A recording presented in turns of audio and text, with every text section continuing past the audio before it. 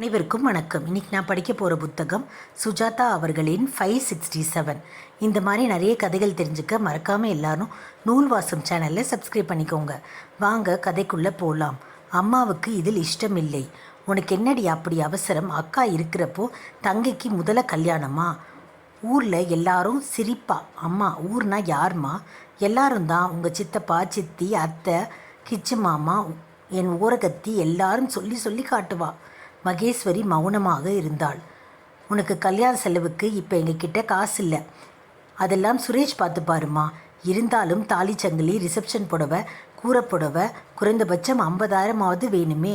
எங்கே போவேன்? ஏற்கனவே சித்ராவுக்கு அட்மிஷன் எல்லாம் பணத்தையும் செலவழிச்சாச்சு.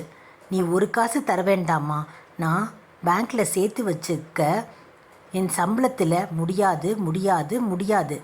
உமா மகேஸ்வரியை பார்த்தாள். அக்கா சொல்லுக்கா, நீ வேண்டான்னு சொன்னால் நான் பண்ணிக்கல. வாழ்நாள் பூரா அவள் சம்பாதிச்சு தங்கிக்கு தியாகம் பண்ணணும்னு அவள் தலையில் எழுதியிருக்கா. அம்மா, சத்த நாழி சும்மாரேம்மா, அக்காவை பேச விடு. மகேஸ்வரி மெல்ல யோசித்து நிதானமாக வார்த்தைகளை அளந்து பேசினாள். உமா, நீ புத்திசாலி. சுரேஷை பற்றி நிறைய விசாரிச்சு வச்சிருப்ப. சித்ரா நிமிர்ந்து நிலை கண்ணாடி வழியாக கவனித்தாள். உனக்கு நல்லதுன்னு பட்டா தாராளமாக பண்ணிக்கோ. எனக்கு கல்யாணம் ஆகலைங்கிறதுக்காக உன் ஆசைகளை தடுத்து நிறுத்த எனக்கு விருப்பம் இல்லை. ஆசை இல்லைக்கா, கட்டாயம். என்னடி சொல்கிற? அறையில் மௌனம் நிலவியது. சத்யா ஹோம்ஒர்க் பண்ணுவதை நிறுத்திவிட்டான். சித்ரா கண்ணாடி முன் தலைவாரி கொள்வதை நிறுத்திவிட்டாள். அனைவரும் உமாவின் அடுத்த வாக்கியத்துக்காக உன்னிப்பாக காத்திருந்தார்கள். அம்மா, வந்து நான் அதை அவள் மெல்ல உச்சரித்தாள். அடி பாவி, இப்படி ஒரு குண்டை தலையில் தூக்கி போடுவியா? அம்மா அவள் முதுகில் மடார் மடார் என்ற 2 கைகளால் அரைந்தாள். அப்படியே இடிந்து போய் உட்கார சத்யா அவளை தாங்கி கொண்டான். அம்மா ப்ளீஸ்மா, அடிக்காதம்மா. மகேஸ்வரி, இருமா. உமா, என்ன சொல்கிற நீ? நேத்திக்கு லேடி டாக்டரை பார்த்தேன், கன்ஃபார்ம் பண்ணிட்டேன். அப்படியே கலங்கி போய் நாற்காலியில் விழுந்தாள். ஈஸ்வரா, இதென்ன சோதனை? அம்மா, இது போதுமா? இன்னும் ஏதாவது உண்டா? சொல்லி தொலை. ஏதாவது ஷாக் மிச்சம் வச்சிருக்கியா? நாகராஜன் சுவர் புகைப்படத்தில் சிரித்து கொண்டிருந்தார். இதைவிட என்னம்மா ஷாக் இருக்க முடியும் என்றாள் மகேஸ்வரி. இருக்குமா என்றாள் சின்னவள். ஏய் சுமாரு, உமாக்கா கல்யாணம் பண்ணிக்க போகிறவர் ஏற்கனவே கல்யாணம் ஆனவர். காலம் சம்பித்தது. ஐயோ, என்ன பாவம் பண்ணினேன்? இந்த பெண்ணை பெத்தேன், என்னை இப்படி தனியாக விட்டுட்டு போயிட்டியே பிராமினா என்று நாகராஜன் போட்டோவை அணுகி கேட்டாள். கண்களில் மளமளவென்று கண்ணீர் நிறைந்து நாகராஜ் உறைந்த சிரிப்பில் மாறவில்லை. உமா, அம்மா நிலைமையில் நீ நிற்கிற மாதிரி அப்படி ஒன்றும் மோசமில்லை. நான் சுரேஷுடைய முதல் மனைவியோட சம்மதத்தோடு தான். என்னடி சொல்கிற? ஏதாவது அர்த்தம் இருக்கா? பித்து பிடிச்சவளே, உனக்கு கல்யாணம் ஆனவன் தான் அகப்பட்டானா? அம்மாவும் அக்காவும் உன்னை காலம் பூரம் கன்னியாக வச்சிருப்போன்னு பயமா? எதுக்கடி இந்த அவசரம்?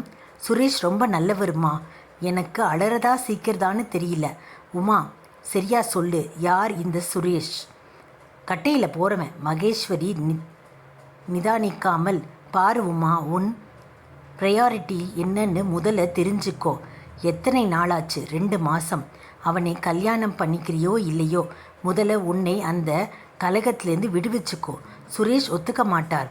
பைத்திய மாதிரி பேசாத. உன்னுடைய வாழ்க்கை இப்படி ஆரம்பிக்கிறத நான் விரும்பலை. சுரேஷை ஒரு தடவை நீங்கள் சந்தித்து மனசு மாற்றிடுவார். உங்கள் எல்லாரோடையும் பேசிடுவார். நான் சந்திக்க தயாராக இல்லை. இவளை முதல்ல அழைச்சிண்டு போ. அபார்ஷன் பண்ணி வை. அதுக்கெல்லாம் தேவையில்லை. சுரேஷ் சம்மதிக்கவே மாட்டார். இது அவர் குழந்தை. அம்மா தலையில் அடித்து கொண்டு, ராட்சசி, புத்தி கெட்டவளே, செத்த தொலையேன், ஏன் என் வயிற்றில் வந்து பிறந்த? மகேஸ்வரி, அம்மா சும்மா இரு.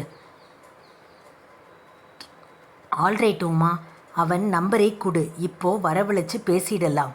உமா செல்ஃபோன் நம்பரை ஒத்தினாள். அம்மா, இவ கெட்ட கேட்டுக்கு பாழா போன செல்ஃபோன்.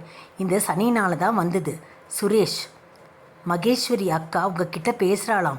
மகேஸ்வரி ஃபோனை வாங்கி சற்று மூச்சு வாங்கி கொண்டு நிதானமாக பேசினாள். எதற்கும் பதற்றப்பட மாட்டாள். மிஸ்டர் சுரேஷ். ஓ, ஹாய் மகேஸ்வரி, சொல்லுங்க, நல்லா இருக்கீங்களா? உமா எல்லாம் சொல்லிட்டாளா? நான் தான் போட்டு உடைச்சிடு மறந்துடாதன்னு அட்வைஸ் பண்ணினேன். என்னை போல கிராகத்தன் உலகில் இல்லைன்னு நினைப்பீங்க. நேரில் வந்து எல்லாத்தையும் விளக்கமாக சொல்கிறேன். நீங்கள் நினைக்கிற மாதிரி தீர்க்க முடியாத பிரச்சனை இல்லை இது. நடந்ததை கேட்டுட்டு நீங்கள் சொல்கிறபடி செய்கிறேன்.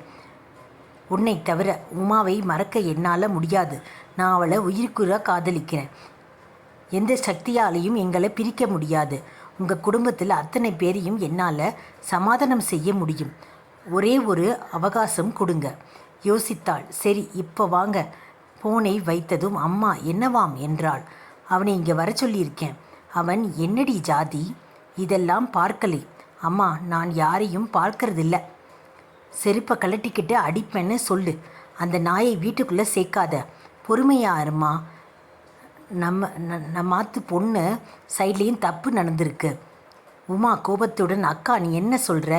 கல்யாணமானவன் கூட ஸ்நேகம் வச்சுட்டு கர்ப்பமாகி வாழ்க்கையை சிக்கலாக்கிட்டிய உமா. நீங்கள் யாரும் என்னை புரிஞ்சுக்க மாட்டீங்க. உங்கள் உதவி எதுவும் எனக்கு தேவையில்லை. யாரும் வேண்டாம். நீங்கள் எல்லாரும் என் விரோதிகள். இப்போவே நான் போகிறேன். படபடன்னு பேசாத உமா.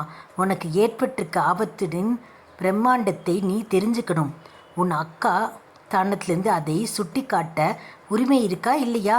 உமா மௌனமானால். சட்டென்று கண்ணீர் சிந்தி மகேஸ்வரியை அணைத்து கொண்டாள். எல்லாத்தையும் ஓசைப்படாமல் பண்ணிட்டு எப்படி அழுகிறா பாரு. செத்து போயேண்டி. நான் எதுக்கு சாகணும்? பைத்தியம் மாதிரி பேசாத என்றாள் உமா. குடும்பமே பெருமைப்படுற மாதிரி நீ செஞ்ச காரியத்தை நான் தான் சாகணும். நான் சாக வேண்டியதில்லை. சுரேஷ் வந்ததும் எல்லாம் தெரிஞ்சிடும். நாசமாக போகிறவன். வாசல் மணி அடித்தது. வந்தாச்சு. அம்மா எழுந்து உள்ளே சென்றாள். மகேஸ்வரி கதவை திறந்தாள். Hi, I am Suresh. நீங்கள் மகேஸ்வரி. அப்படியே உமா ஜாடை. உள்ளே வரலாமா? வாங்க சுரேஷ் என்றார் இருவரும். சுரேஷ் அக்காவும் டக்கராக இருக்காங்களே, கணக்கு பண்ண வேண்டியதான் என்று நினைத்தான். அவன் எண்ணம் நிறைவேறியதா என்பதை நாளை எபிசோட் 568 தெரிந்துவிடும். இவ்வளோ நேரம் கேட்ட அனைவருக்கும் நன்றி.